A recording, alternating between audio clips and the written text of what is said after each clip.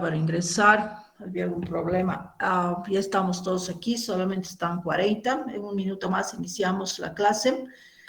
Vamos a recordar algunos elementos de la parte introductoria y de hecho ya entramos al tema número 1. A ver, vamos a ver un momentito. Alison Cuchayo, buenos días. Buenos días, licenciada. ¿Usted es alumna de la clase? Sí, licenciada.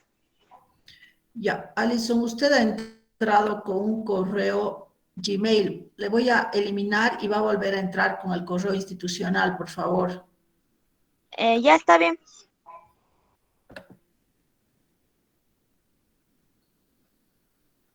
Muy bien, entonces a todos, por favor, tengan en cuenta la recomendación de la clase anterior. Lo mismo Pilar Calani debe entrar con el correo institucional.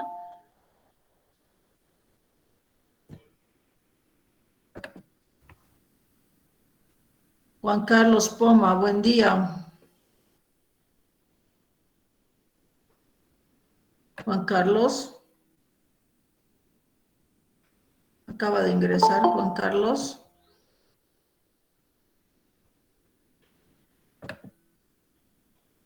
Bueno, estamos Gustavo Bautista y Salgado Wilson. Gustavo. Sí, licenciada, buenos días. Gustavo Bautista, usted acaba de ingresar también con un correo. ¿Con qué correo ha ingresado usted, Gustavo? Cosa institucional, licenciada. ¿No? Sí, con cosas institucionales. Entonces usted no es mi alumno. Soy su alumno, licenciada. No, lo que pasa es que usted ha pedido admisión.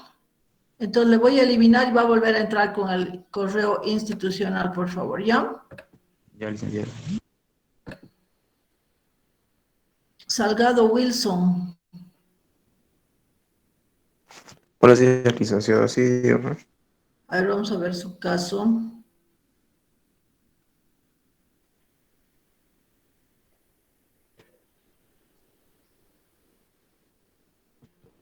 Wilson, usted también ha pedido admisión. Le voy a eliminar y va a entrar con el institucional, por favor. Sí, licenciado. Muy bien, vamos con Poma. Usted ha salido de la reunión. Juan Carlos Poma. Creo que se ha ido. Muy bien. A todos entonces pedirles que siempre entren con el correo institucional para que todo lo que vayan a realizar se vayan enlazando todas sus actividades. Entonces, lo que les voy a pedir siempre al empezar la clase, que pongan presente en el chat para que registre su asistencia, ¿sí? Entonces, todos podemos poner ya en el chat presente para ir registrando la asistencia, ¿sí? Muy bien.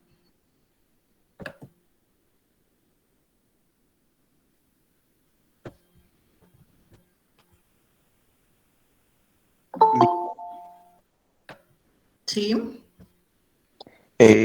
Me cambié de correo hace rato antes que me votara. He entrado otra vez con el institucional. Ahora quiero entrar por el institucional y me parece que no puedo entrar porque he sido Por expulsado eso de la tienen que sala. entrar con otro. Ya quédese con eso ahora, ¿sí? Está Desde bien, la licenciada. próxima no se equivoque, por favor, ¿ya?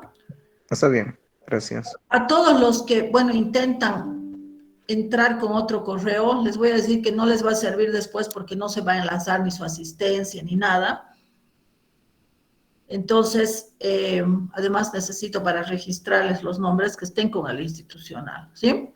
Así que por favor tengan en cuenta, ya vamos a cerrar el aula próximamente y solo van a entrar los que estén en la clase una vez que migren, porque tengo entendido que todavía las inscripciones manuales no se ha migrado hasta el momento, ¿verdad? Entonces, por eso es que todavía no estoy cerrando el aula. Bien, vamos a empezar entonces la clase. Tal vez podrían decirme si hay alguien que está viniendo recién el día de hoy. Buenos días, licenciada. Esta es mi primera clase, es que me inscribí manualmente. Ya, a ver, estoy con 100 alumnos, creo que vamos a tener que abrir una sala más, porque seguramente va a haber más estudiantes, entonces vamos a habilitar una sala. Si algunos más están viniendo recién al día de hoy para que tomen en cuenta eso. Sí, disculpe, Yo licenciada, yo también, también. licenciada. Igual, licenciada. También Yo me igual hice, inscribí. manualmente me inscribí. Yo igualmente, licenciada. Buenos Yo días. igualmente, licenciada. Sí. Igual hice. Ya, entonces voy a tomar en cuenta eso para hacer una introducción muy cortita el día de hoy, pero para recordarles los elementos que ya les dije a sus compañeros. Primero, una vez que llegamos a 100 alumnos, voy a abrir una segunda sala que solamente van a entrar aquellos que no han podido ingresar a la primera, ¿sí? Entonces, en este momento acabo de crear un segundo enlace porque posiblemente hayan estudiantes que ya no están pudiendo ingresar, hemos llegado a 100. Entonces, ustedes van a ver que cada clase se van a crear a partir del día de hoy 2 enlaces y quiere decir que con esos, en el segundo enlace van a entrar aquellos que no lograron entrar al primero, ¿sí? Solamente para esas personas, ¿no? A veces piensan, ¿por qué nos estarán dando 2 enlaces? En realidad solo tienen que entrar una vez, pero es para habilitar a las personas que no lograron ingresar al otro, ¿sí? Tomen en cuenta eso, por favor, estimados alumnos, ¿sí? Voy a compartir mi pantalla para que empecemos.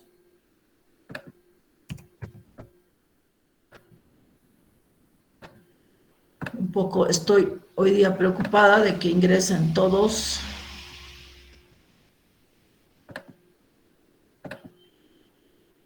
Licenciada, ¿dónde hay que marcar la asistencia? Disculpe.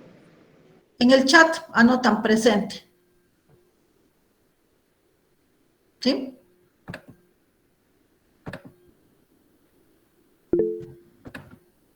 Gracias. Bien, en la sala 2 creo que no hay nadie. De todas maneras, ya estamos compartiendo la pantalla. Bien, ya están empezando a ingresar a la sala 2. Muy bien, vamos a ver entonces. Ya, hoy día estamos organizándonos un poco para ver con cuántas personas contamos y definitivamente necesitamos 2 salas todas las clases, ¿ya? Bien, muy buenos días, estimados alumnos. Vamos a empezar la clase. Ambas salas pueden ver la pantalla, ¿verdad? Sí, licenciada. Muy bien, bueno, aquí está, en la presentación está mi foto, pero ya la voy a mover solamente para la primera clase, para presentarnos, y bueno, algunas sí con cámara también vamos a tener foros de discusión, ¿sí? Bien, esta es nuestra aula virtual. Vamos a pasar clases a través de Classroom, es decir, utilizando el Google Workspace. Y nuestra aula virtual, cuyo código de clase ustedes lo han podido encontrar a través de Sacat o de WebSys. En WebSys también hay un enlace para unirse a un grupo de WhatsApp que lo podemos utilizar en algún momento para poder interactuar. Sin embargo, todas las notificaciones van a venir también a través de Classroom, que es nuestro principal canal para pasar las clases. Bien, entonces aquí en el tablón del aula virtual ustedes van a encontrar todas las notificaciones y actualizaciones, así como el enlace de las clases, ¿sí? Entonces fíjense, el 10 de marzo que hemos empezado clases, dice buenos días, unirse al siguiente enlace, sírvanse a unirse. Hoy día el enlace de la clase de hoy, un poquito tarde porque tenía un inconveniente, van a disculpar, ya la próxima vamos a regularizar. El segundo enlace de la clase, esto se abre para aquellas personas que no han logrado ingresar al primer aula. Entonces vamos a tener 2 aulas paralelas para poder cubrir a todos los estudiantes, ¿sí? El número de alumnos hace que tenga que pedirles que aquellos que no están inscritos oficialmente, por favor no entren, aquellos que son de mesa tampoco, aquellos que entren con una sola cuenta, por favor, porque el hecho de entrar con 2 hace que también quitemos el espacio a alguien más, ¿sí? Entonces, aquí vamos a tener el enlace de la clase, cada una de las sesiones, y vamos a ir actualizando el enlace cada clase. Ahora está todavía visible, pero para cada clase vamos a crear un nuevo enlace, ¿de acuerdo? Luego, en la sección siguiente, en la pestaña de trabajo de clase, tendremos todos los temas del programa y para cada tema les subiré un mapa conceptual, la presentación en PowerPoint, un documento PDF con el texto y cualquier otro trabajo adicional que realicemos lo vamos a tener en esta sección de trabajo de clase, así como las tareas y los repasos asignados. Luego en la tercera sección de personas, aquí tengo 139 alumnos inscritos. La primera recomendación, que ya les hacía a sus compañeros la clase anterior, es que entren todos con un correo institucional, no con correo Gmail, porque vamos a tener problemas y los voy a eliminar además, ¿sí? Aquí, por ejemplo, Kalani, León y Bet. Vamos a enviarle un correo para ver con qué correos, con qué cuenta se ha inscrito, ¿sí? Entonces, estoy tomando como ejemplo a Kalani. Fíjense que se ha inscrito con un correo Gmail. Entonces, Kalani, después de la clase de hoy día, para que no se perjudique, va a volver a inscribirse con correo institucional. Entonces, le voy a eliminar del Classroom. A manera de ejemplo, ¿no? Lo que se hace cuando alguien no está con el correo, ¿no? Entonces, aquí también hay otras personas, pero no voy a eliminar por falta de tiempo ahora. Cada uno va a revisar. Si está con correo Gmail, se sale del aula virtual y va a volver a ingresar con un correo institucional. Y por favor, que no haya doble inscripción, porque si no, ambos los voy a eliminar y pronto se va a cerrar el aula y ya no van a poder entrar, ¿sí? Entonces, voy a requerir que varios de ustedes que no están con el correo correcto corrijan su situación, como por ejemplo Andrea Miranda, Calvi Valeria, Maribel Condori, Alison Cuchayo, Gilmar Guzmán, Sheila Herrera, Jonis, por ejemplo, aquí hay un Jonis, fíjense, pone un ojo. ¿Les parece correcto eso? ¿Quién es este Jonis? Ojo, nos está observando, dice Jonis. Es un Mercenarios 2K, ¿qué les parece? ¿Qué hacemos con Mercenarios 2K? Debemos eliminarlo del curso, ¿sí? Entonces, solo aquellos que estén en la lista se van a quedar una vez que suban, ¿no? Tengo entendido que en unos 2 días van a migrar ya de todos. Bien, Jocelyn Vargas también está con otro correo. Lo mismo León Johan. Todas estas personas, por favor, les ruego regularizar su ingreso a Classroom a través de un correo institucional. Claudina Rojas, Romina Arispe. Entonces, hay personas que a veces no están en la clase y hasta que no salgan las listas, bueno, van a estar aquí. Pero les ruego, por favor, a los que son mesa, no están inscritos, que se salgan voluntariamente para evitar que yo les elimine, ¿sí? Bien, luego tenemos la pestaña de calificaciones. Quiero decirles que este semestre vamos a hacer la calificación a través de Classroom. Voy a hacer más bien, lo cual significa que cada uno de ustedes va a recibir la nota de todos los trabajos, de todos los repasos que vaya a realizar, ¿sí? Bien, estamos con 101 personas en el aula 1 y van a disculpar que hoy me ocupe de más de logística, de 25 en el segundo aula. A ver, vamos a admitir Devani Fernández. Devani Fernández. Buen día, Devani. Eliminamos a Devani, no nos contesta. Ha entrado con un correo Devani que no es el institucional. Entonces, debo eliminarle y va a entrar con el correo institucional, ¿ya? Por favor, Devani.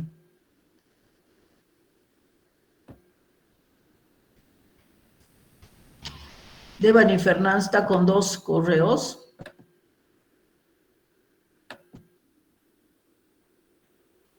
Ya, bueno, hemos eliminado. No entren 2 veces, por favor, porque así estamos, sino duplicando los espacios. Solo tienen que entrar una vez. Tratemos, por favor, de hacer eso, no con 2 dispositivos.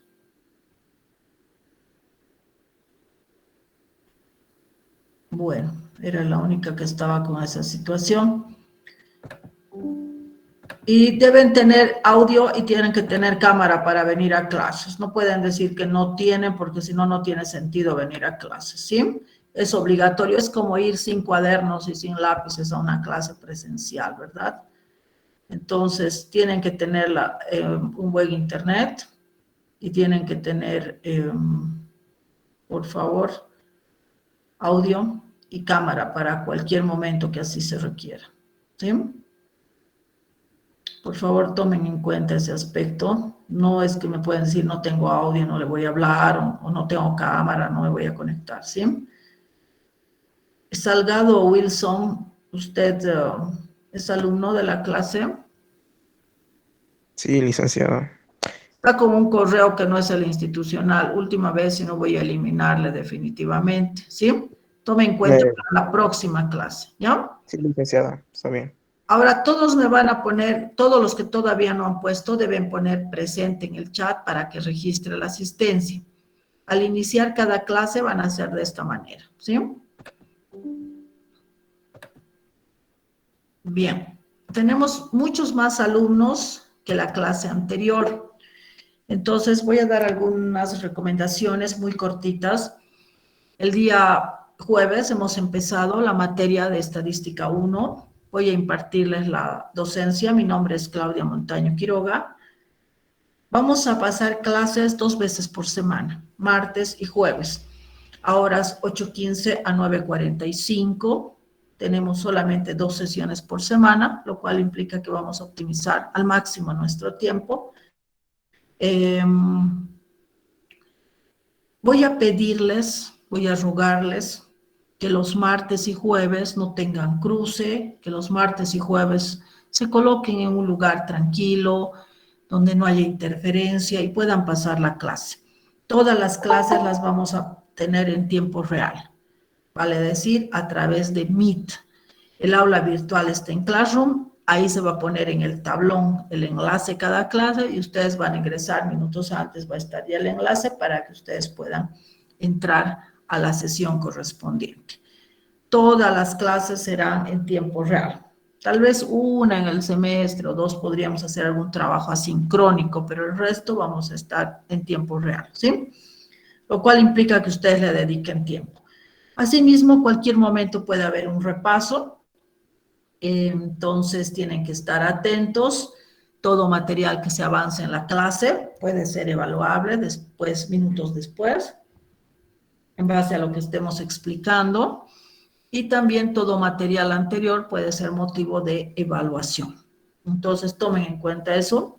La evaluación va a ser sumativa y de proceso, lo cual implica que voy a calificar asistencia, participación, presentación de trabajos y los exámenes del primer parcial, segundo parcial y el examen final.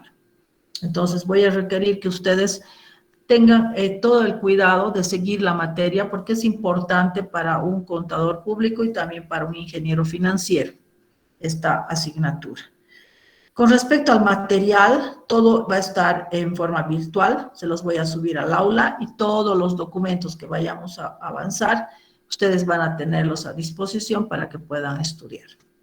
No sé si tienen alguna consulta sobre la materia.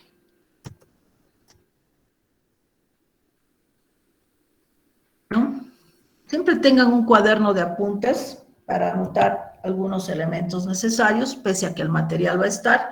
A veces necesitamos complementar con elementos de la explicación. Por otro lado, no grabo las clases porque ustedes van a tener todo el material y voy a requerir que más bien estén atentos para poder seguir la clase. Además, como va a haber repasos cualquier momento, entonces tampoco se podría tener una clase muy bien grabada, ¿no? Entonces les voy a pedir que tomen apuntes, registren los elementos y hagan el seguimiento de la materia, ¿sí? Este esquema, por ejemplo, sí lo van a tener, pero algún elemento adicional también tienen que tomarlo en cuenta, ¿sí? Muy bien, entonces vamos a empezar hablando de qué es estadística. De lleno entramos al tema 1, introducción a estadística. La primera pregunta que nos planteamos será, ¿qué es estadística? Y podemos decir entonces que la estadística es una ciencia. ¿Por qué decimos que es ciencia? Porque tiene sus propias teorías, leyes, principios, reglas y axiomas. Esta ciencia trabaja con datos o información numérica, cuyo objetivo final será la toma de decisiones. Ahora, el profesional contador público y el ingeniero financiero, a lo largo de toda su vida profesional, trabajarán con datos. Por ello es importante hacer el manejo científico de ellos. ¿Qué nos enseña la estadística? Nos enseñará desde la recolección, organización, presentación, resumen, análisis e interpretación de datos en una vía informativa. La estadística tiene varios criterios de clasificación. Vamos a referirnos en este momento a la clasificación fundamental de la estadística, atendiendo al objeto y alcance del estudio. La estadística, de acuerdo a esta clasificación fundamental, se divide en dos grandes ramas: estadística descriptiva y estadística inferencial. Bien, vamos a hablar entonces de la estadística descriptiva. Esta primera rama de la estadística, tal como su nombre indica, solo describe los datos tal y como se muestran. Y por tanto, se basa en un método deductivo. ¿En qué consiste el método deductivo? Vamos a la parte inferior, fíjense aquí con verde tenemos la deducción y una flechita. La flechita me está indicando que el método deductivo es aquel que va de lo general a lo particular. Entonces, supongamos que necesitamos conocer el análisis de los resultados de los estados financieros de la empresa de los últimos 10 años. Quiero hacer un análisis estadístico del comportamiento que ha tenido la empresa a lo largo del tiempo en relación a manejo de stocks, cuentas por cobrar, utilidad o pérdida, etc. Entonces, esos datos existen en la empresa. Al existir, puedo tomar toda esa información general y luego puedo particularizar para algunas conclusiones. Entonces, cuando parto de la información general y voy a un aspecto particular, estaré utilizando un método deductivo.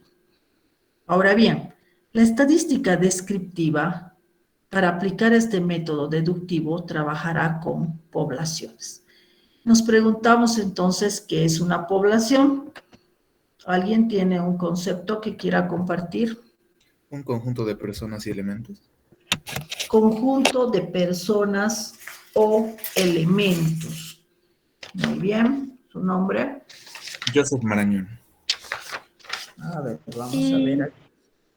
Joseph ya participó en la anterior clase, muy bien, tiene otra participación. Sí, usted tiene la palabra. También sería que tienen un objetivo en común. Ya, nombre. Marta Rocha, Carla Estefani. Carla Estefani Rocha. Dice. Muy bien, las poblaciones pueden ser de dos tipos, finitas o infinitas. Entonces decíamos, población es un conjunto de individuos o elementos que tienen una característica en común y cuya característica es deseable medir. Estas poblaciones, decíamos, pueden ser finitas o infinitas. Es finita cuando conocemos el tamaño de la población y será infinita cuando no podemos llegar a identificar el tamaño de la misma. Entonces, ahora sí, una participación más, tiene la palabra ejemplo de población finita e infinita. Un ejemplo de finito sería número de habitantes de un departamento. Número de habitantes de un departamento. Sí, pero para eso va a ser un poco difícil contarlos, pero sí podemos contar, ¿no? En un censo se va a poder determinar. De infinita que no tiene fin. Pero ejemplo. Serían como un conjunto de lápices fabricados en un proceso continuo, la cantidad. ¿Qué cantidad? Los números no. Ay, sí, perdón. Población. Como por decir, de la fábrica de lápices, China. constante. ¿China? ¿Cómo sería de China? Es que como son varios habitantes y no hay donde... Bueno, algo así, licenciada, sería China. Tienen varios habitantes, así es que hay mucha sobrepoblación. Es que no sé Y ahorita no podríamos saber el número exacto, ¿no? Casi se vuelve infinitas, dice usted, tal vez la población mundial, la población de China, podrían ser casi poblaciones infinitas, ¿no? ¿Ya? ¿Su nombre? Noelia Picona. Bien, anotamos a Noelia. Estamos anotando las participaciones. Entonces, Licenciada, un ejemplo de población finita también sería cuando nosotros nos vamos a matricular, obviamente que la institución sabe cuántos matriculados hay. Ya, nombre. Ávila Andrea Flores. Andrea Flores. Andrea Ávila Flores. Ya. Entonces, también un ejemplo de infinita. Ya, a ver, vamos a recapitular primero estos ejemplos. Población finita, supongamos que en este momento quiero conocer cuál es el tamaño de la población de alumnos en el curso. ¿Cuántos alumnos hay en la sala 1? ¿Pueden ver? 130 No, en la 138. ¿Sumando la sala 1 y 2? Sí, 1 y 2, 130. Ya, 130. No, 36, sí, 136. Ya, 136 alumnos. ¿Eso será una población? Sí. Sí. ¿Y qué va a pasar cuando la próxima clase venga más y digan, yo recién me he inscrito, es que no encontraba el código, es que yo no tenía internet, es que yo me he inscrito manual? Entonces, tal vez todavía no es la población. Ahorita la población todavía no puedo determinar el número de alumnos que hay en la clase, ¿verdad? Todavía no es una población finita, porque es probable que vengan más estudiantes, ¿no? Entonces, población finita es cuando puedo conocer el tamaño, pero si yo cuento y digo, los que están ahorita van a ser todos los alumnos, no van a inscribir ni uno más, entonces el tamaño de la población sería de 136 alumnos, ¿verdad? Y es una población finita. Pero si quiero en este momento tener el dato exacto e invariable de la población mundial, se convierte en una población infinita, ¿verdad? O la población de China que nos decía su compañera. Entonces, esa es la diferencia entre la población. Por ejemplo, puedo decir el número de árboles que hay en el Museo Alcides de Orbigny. ¿Sí?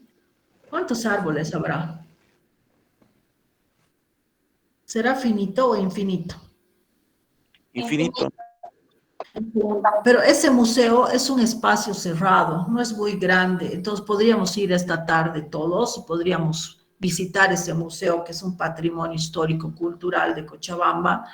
No sé cuántos han tenido la oportunidad de visitar ese museo y podríamos contar los árboles porque no es muy grande, entonces será una población finita. El número de árboles que hay en ese museo, algo muy concreto y fácil de cuantificar. Pero si quiero saber el número de árboles que hay en Cochabamba, se vuelve infinito, ¿verdad? Por el tamaño y la dificultad de cuantificar. Entonces, estaríamos hablando en ese caso de una población infinita. Ahora bien, si quiero trabajar con estadística descriptiva, aplicar un método deductivo, hemos dicho que tenemos que estudiar a toda la población y los resultados se llamarán parámetros. Entonces, ¿qué es un parámetro? Es un valor constante obtenido a partir del estudio de la población. Es decir, es aquel que refleja las características de la población y es constante puesto que no se modifica dado que estoy estudiando a toda la población. Entonces, fíjense que si yo quiero conocer el número de árboles que hay en el Museo Alcides de Orbigny en Cochabamba, voy, cuento y ese dato no cambia porque es un parámetro. ¿sí? Ahora bien, para obtener parámetros necesariamente debo hacer un censo o un estudio por enumeración completa. Entonces, ¿qué es un censo? Será la enumeración y anotación de ciertas características de todos los elementos de la población. Cuando este censo lo hace un organismo un organismo oficial en Bolivia, por ejemplo, el Censo de Población y Vivienda, debe ser efectuado por el Instituto Nacional de Estadística. Ahora, si yo para un trabajo profesional hago un censo, es decir, voy a estudiar a todos los elementos de la población, más apropiado es hablar de enumeración completa, ¿sí? Pero en ambos casos quiere decir que estamos cubriendo a todos los elementos. Ahora bien, en la mayoría de los casos, el contador público o el ingeniero financiero se va a ver imposibilitado de estudiar a toda la población. ¿Por qué? Porque en muchos casos la población es muy grande o la población es inaccesible, etc. Entonces, en esos casos utilizaremos la segunda rama de la estadística, que será estadística inferencial. Esta segunda rama se basa en un método inductivo. El método inductivo, veamos en la parte inferior, es a la inversa de la anterior. La flechita roja, fíjense, es que va de lo particular a lo general. Entonces, la orientación de la flechita roja es a la inversa. Supongamos que ustedes, contadores públicos o ingenieros financieros, les piden hacer una auditoría en una empresa grande en Cochabamba. Al ser una empresa muy grande, será difícil estudiar todos los estados contables, hacer un análisis de todos los libros diarios, libro mayor, balances generales, estados de resultados, todos los asientos contables, qué sé yo, es demasiado. Entonces, normalmente el contador público y el ingeniero financiero seleccionan una muestra representativa, es decir, estudian solamente una parte de la población y para ello utilizan el método inductivo que va de lo particular a lo general, ¿sí? Entonces, imaginemos ustedes ya profesionales haciendo un proceso de auditoría. Sería muy complicado. Estadística inferencial. Podemos... Esta información procede de concepto. Bien, bien. Creo que está encendido tu micrófono. Pueden fijarse de quién está encendido el micrófono, por favor, y voy a saltar la pantalla para revisar. Ya lo apagó, Lisa. Ya lo apago. Ya, a ver, bueno, ahorita en otro voy a saltar más rápido para ver la persona. Miren, es una compañera de ustedes. Cerraremos audios, por favor, estimados alumnos. Es alguna compañera de ustedes que ha encendido el audio, ¿sí? A ver, algunos más quieren entrar. A ver, vamos a ver quiénes son. Bueno. Kalani León. Bueno, ahora están entrando todos porque no tenemos todavía las listas, ¿verdad? Pero ya vamos a regularizar eso. Bien, había una compañera de ustedes que prendió el audio, ¿no? Pero mientras yo explicaba, ella le pedía al asistente de Google que le dé el concepto, ¿no? Entonces, está bien si quieren complementar, pero háganlo otro rato, no cuando yo estoy explicando la clase, porque si no yo les diría, hagan con el asistente de Google la tarea, yo ya no voy a pasar ni una clase y les voy a decir, lean en su casa como puedan, si entienden, si pueden, aplican y nos vemos en el examen. Eso no sería correcto, ¿verdad? Entonces, si ustedes quieren utilizar el asistente de Google, les contaré que no es bueno. A veces los que dan mesa, que el examen es oral, intentan utilizar el asistente de Google porque repiten la pregunta para que les ayude. Pero como este es un diccionario general, no aplicado a estadística, no es un texto estadístico el que está manejando el asistente de Google. La mayoría, el 90% de los casos no coincide.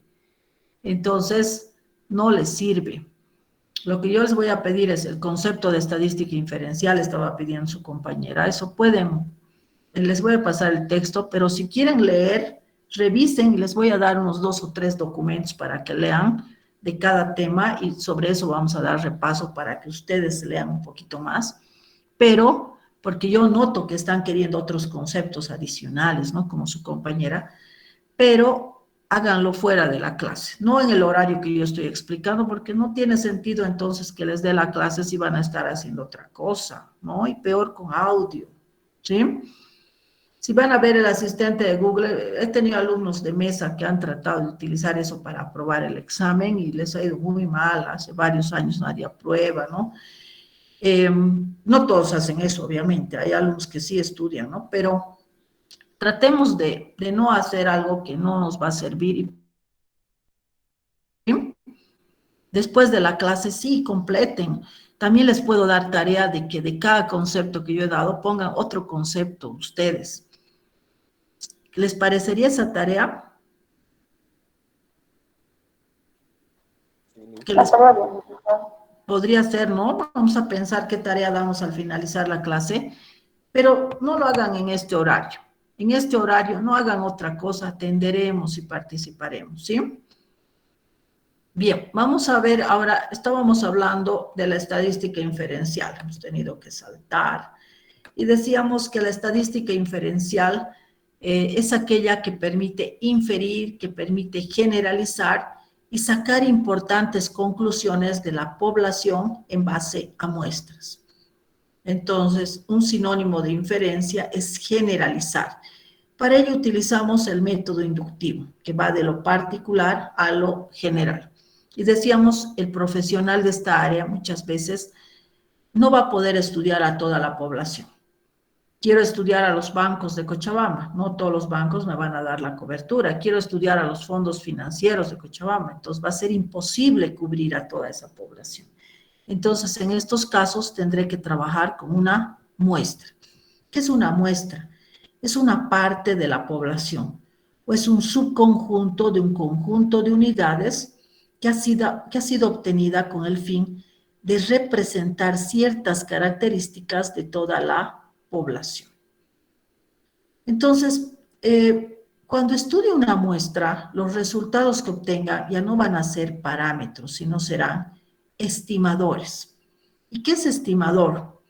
Es una característica obtenida a partir del estudio de la población. Pero entonces, si es una característica obtenida a partir del estudio de una muestra,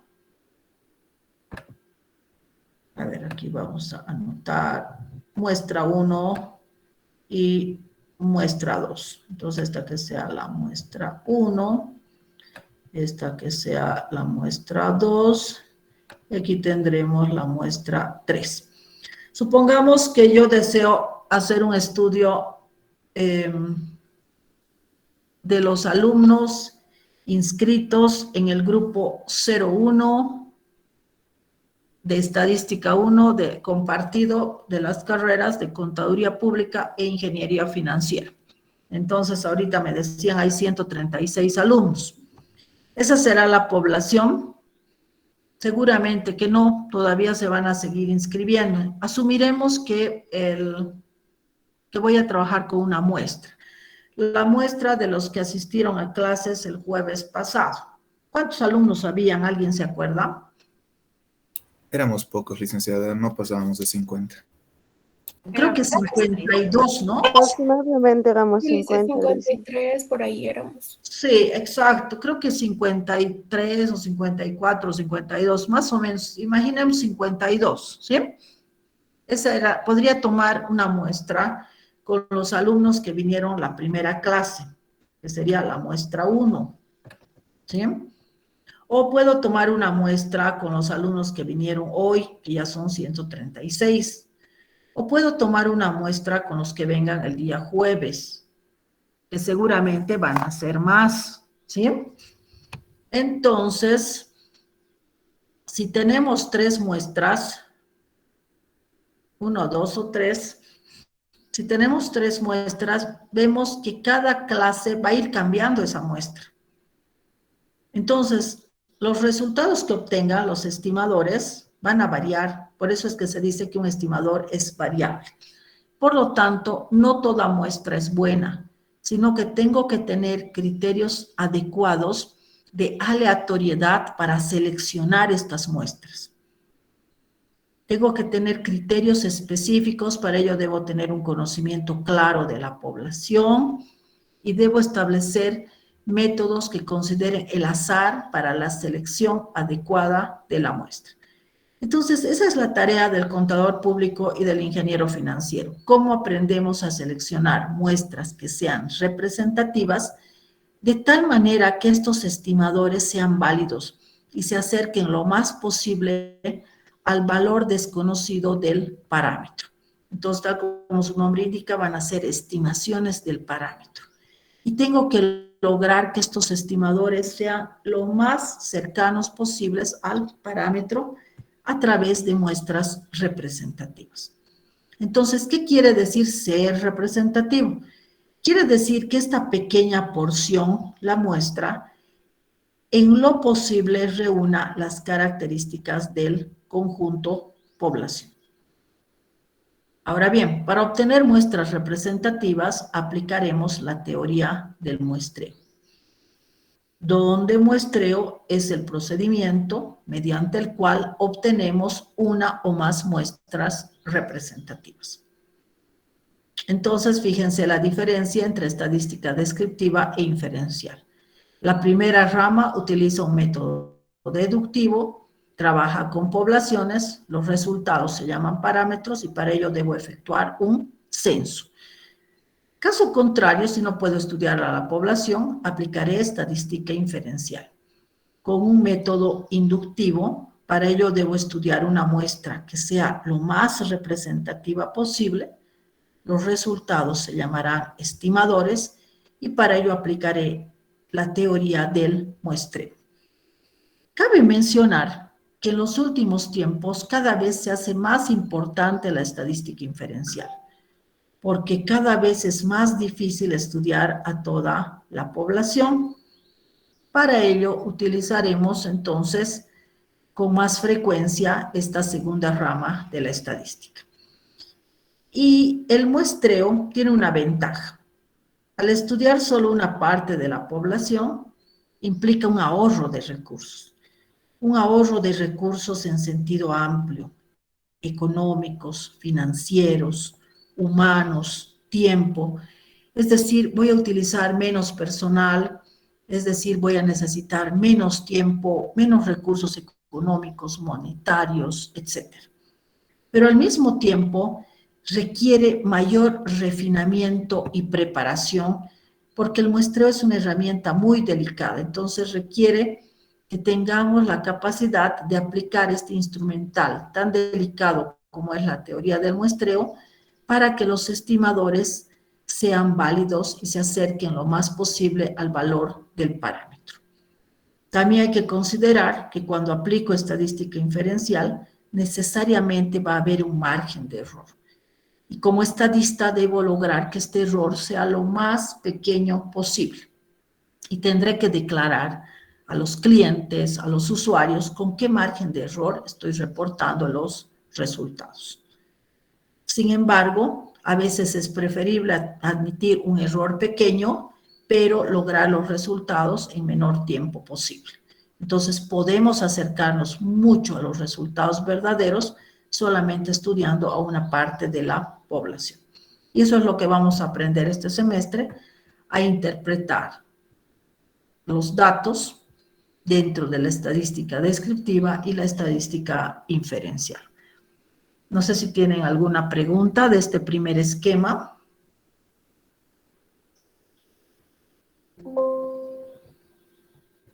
Bien, vamos al segundo esquema.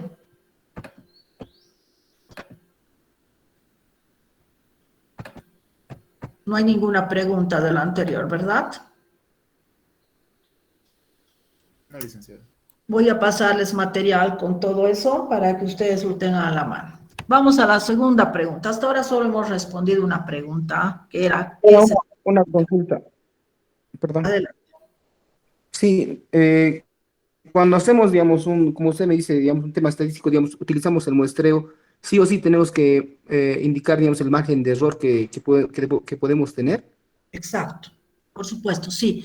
Una vez que aplicamos la estadística inferencial y trabajo con muestra, ya va a haber un margen de incertidumbre, un margen de error. Los resultados no son factuales. Entonces, diré, se ha trabajado con un 2,5% de error, con un 3%, un 5%. Cuando ustedes vean estudios estadísticos, van a encontrar que siempre que se aplica esta segunda rama, tenemos que indicar cuál es el margen de error. Normalmente giran alrededor del 2, 3, 5%. Podemos admitir hasta un 8%, 10%. Más allá de eso, ya el sesgo es muy grande. ¿Sí? ¿Algo más? Gracias. Muy bien, a usted. Vamos a la segunda pregunta. ¿Qué es una variable?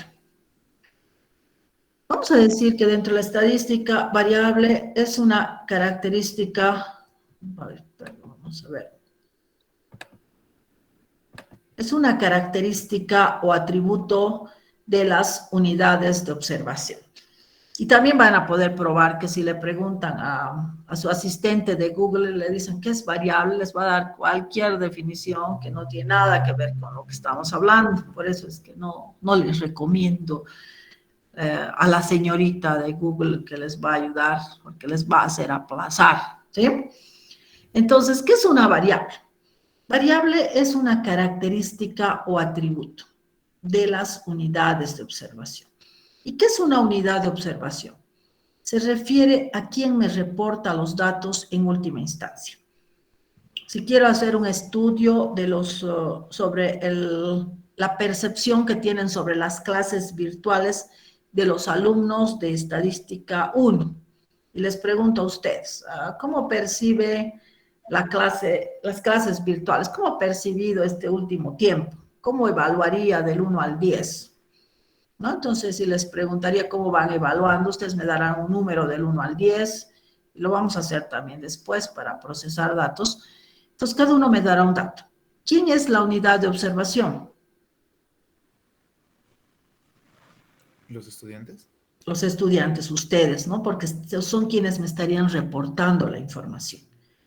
En algunos casos, la unidad de observación pueden ser alumnos, en otras familias, en otras personas, empresas, hogares, viviendas, bancos, cooperativas, etc. Depende cuál es la unidad que me reporta los datos en última instancia. A ello llamaremos unidad de observación. Y recuerden que cuando hablábamos de censos, en Bolivia decíamos el último censo que se ha efectuado ha sido el de población y vivienda el año 2012. ¿Ustedes saben cuál era la unidad de observación de ese censo?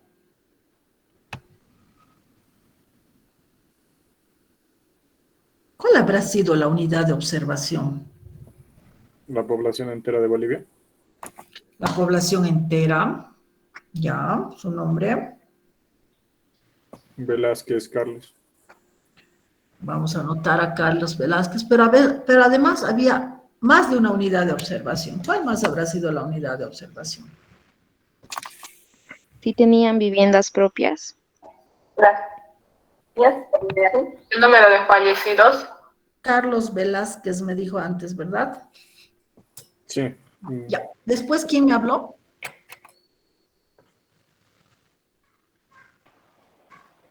¿Alguien más, por favor? El número de fallecidos.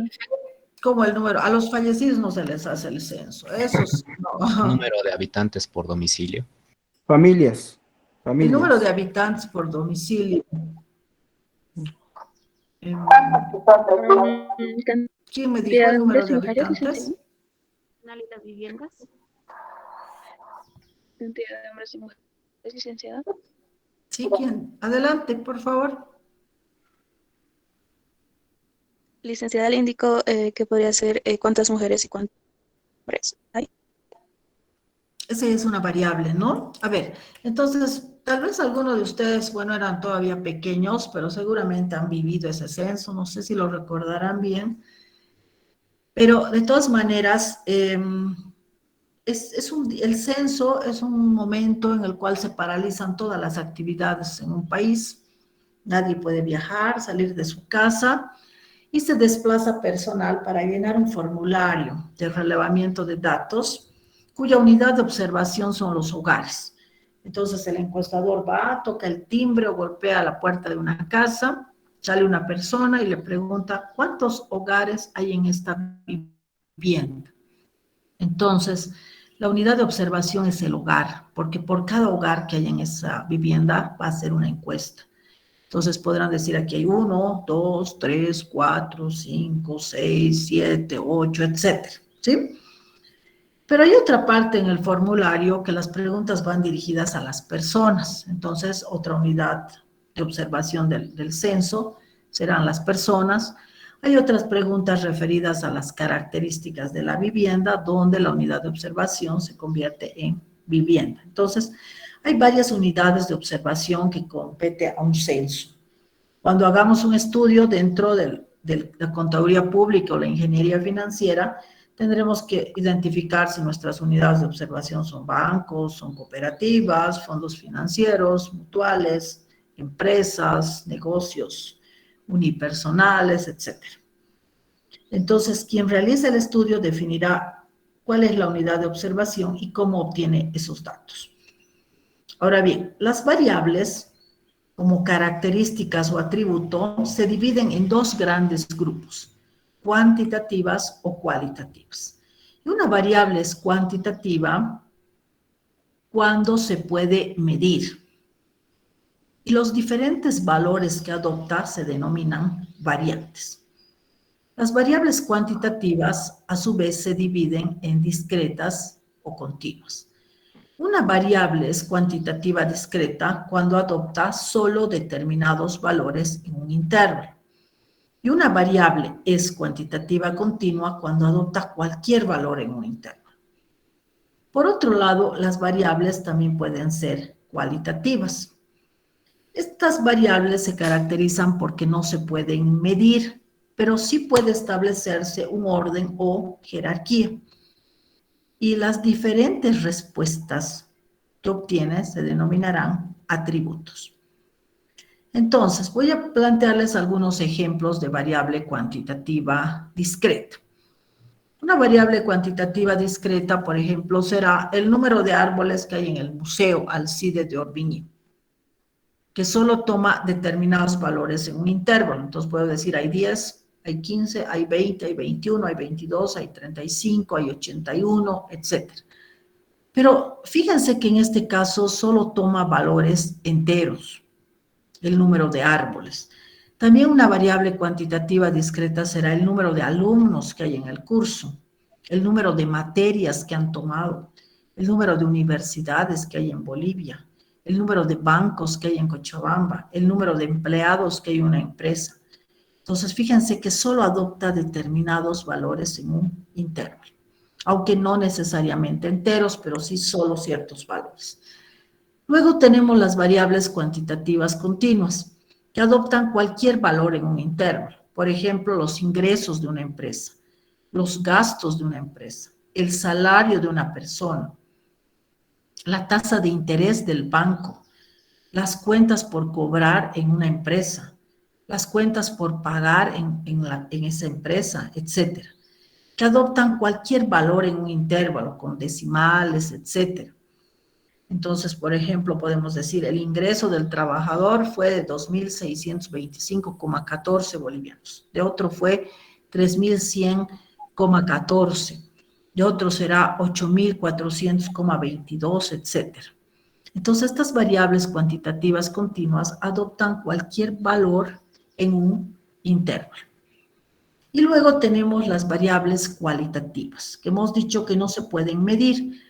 Por ejemplo, la variable género, cuyos atributos u opciones de respuesta serán masculino, femenino. Esta es una variable cualitativa de orden. También tendremos la variable departamento de nacimiento.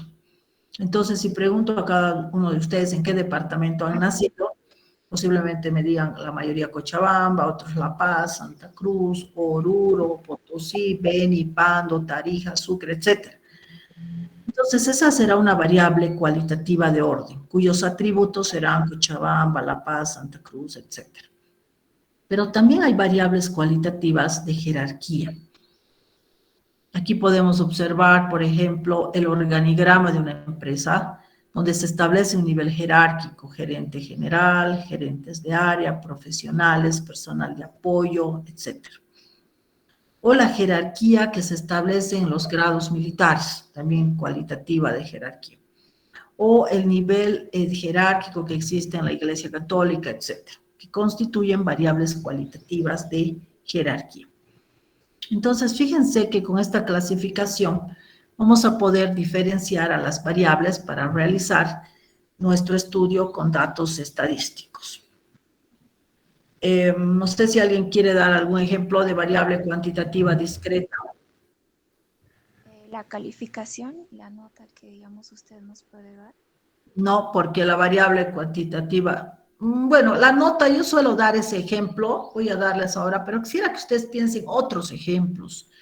No, eso tal vez he dado en otro grupo, no sé si usted ya está en otra clase de otro grupo, pero he usado la nota para explicar, pero quisiera ejemplos que a ustedes se les ocurran para que podamos anotarles participación, ¿sí? La altura de los estudiantes. Vamos con la altura. ¿El peso? El peso de los estudiantes. Ya, el peso, la altura, también son ejemplos típicos, los di también en otro grupo, pero vamos a ver, ¿qué tipo de variable es el peso y la altura de un estudiante? Esa es variable cuantitativa continua. Cuantitativa continua. Sí, porque esas se van a expresar con decimales y no así como en las variables cuantitativas discretas o números enteros. Ya, una variable cuantitativa discreta solo adopta determinados valores en un intervalo, aunque no necesariamente enteros, ¿verdad? Pero está bien el ejemplo, cuantitativas continuas, el peso, la altura de los estudiantes. ¿Qué más? El número de vehículos que tiene cada familia. Licenciado, ¿al momento de ir al mercado y comprar algo? Yo ni se puede decir. ¿El tiempo de viaje en un bus hacia un departamento? El tiempo de viaje, ¿qué tipo de variable es usted? Cuantitativa continua. Continua, ¿su nombre? Alison Cuchayo. Bien, anotamos a Alison.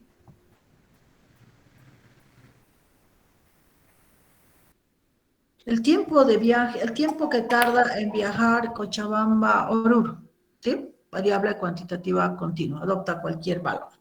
Y de esa manera, estimados alumnos, vamos a ir completando con ejemplos la siguiente clase y ya vamos a entrar a otros subtítulos del tema introductorio de estadística. Sin embargo, estos dos esquemas ya se los voy a subir al aula virtual, van a estar atentos que ya vamos a ir empezando a nutrir nuestro aula de material, ¿sí? Si tienen algún comentario antes de retirarnos, si no, continuaríamos la siguiente clase. Disculpe, Lice, ¿la edad sería una variable cuantitativa discreta? Es un ejemplo tipo que suelo dar. Voy a explicarles la próxima clase, ¿sí? Ya, está bien, Lice. Muy bien. Dicen, ¿hasta qué hora va a subir el material? No lo sé todavía, pero tenemos nuestra próxima clase el martes, ¿no? Cualquier rato. O tienen una hora específica, no creo, ¿verdad? Voy a estarles subiendo todo el material referente. Les va a llegar una notificación, siempre que se actualiza, les llega al correo y pueden verlo en el aula, ¿sí? Pero no creo que sea ahorita que lo requieran, porque ahorita entro a otras clases, ¿sí? Muy bien, entonces continuamos la siguiente sesión. Espero que solamente ingresen los que están oficialmente inscritos en la materia. Gracias por su asistencia, hasta luego. Hasta luego, licenciado. Hasta luego, licenciado. Hasta luego. luego, licenciada. Hasta luego. Buen día.